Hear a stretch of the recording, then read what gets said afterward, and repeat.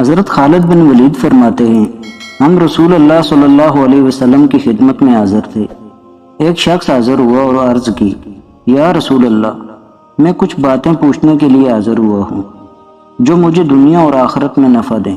آپ صلی اللہ علیہ وسلم نے فرمایا، جو چاہے پوچھو۔ اس نے کہا، میں سب سے زیادہ طاقتور بننا چاہتا ہوں۔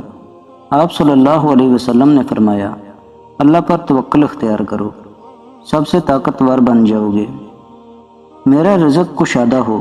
آپ صلی اللہ علیہ وسلم نے فرمایا، باوضو رہا کرو، تمہارا رزق کشادہ ہو جائے گا۔ میں اللہ اور اس کے رسول کا محبوب بننا چاہتا ہوں۔ آپ صلی اللہ علیہ وسلم نے فرمایا، جو اللہ اور اس کے رسول کو پسند ہے تو بھی اسے پسند کر، اللہ اور اس کے رسول کا محبوب بن جائے گا۔ میں قیامت کے دن اللہ تعالیٰ کے غصے سے بچنا چاہتا ہوں۔ آپ صلی اللہ علیہ وسلم نے فرمایا، اللہ کی مخلوق پر غصہ کرنا چھوڑ دے، اللہ تجھے اپنے غصے سے بچا لے گا۔ میری دعائیں قبول ہوں۔ آپ صلی اللہ علیہ وسلم نے فرمایا، آرام کھانا چھوڑ دے، تیری دعائیں قبول ہوں گی۔ اللہ تعالیٰ قیامت کے دن ذلت سے بچائے۔ آپ صلی اللہ علیہ وسلم نے فرمایا، اپنے آپ کو زنا سے بچا لے، اللہ تعالیٰ تجھے ذلتوں سے بچا لے گا۔ قیامت کے دن اللہ تعالیٰ میرے عیبوں کو چھپا دے۔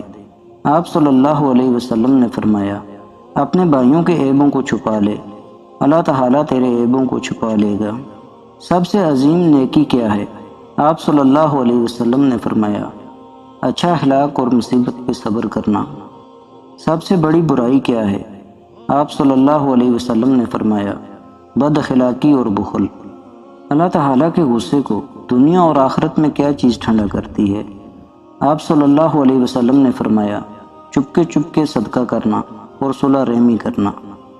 جہنم کی آگ کو قیامت کے دن کیا چیز بجھائے گی؟ آپ صلی اللہ علیہ وسلم نے فرمایا، دنیا میں دکھوں اور مصیبتوں پر صبر کرنا۔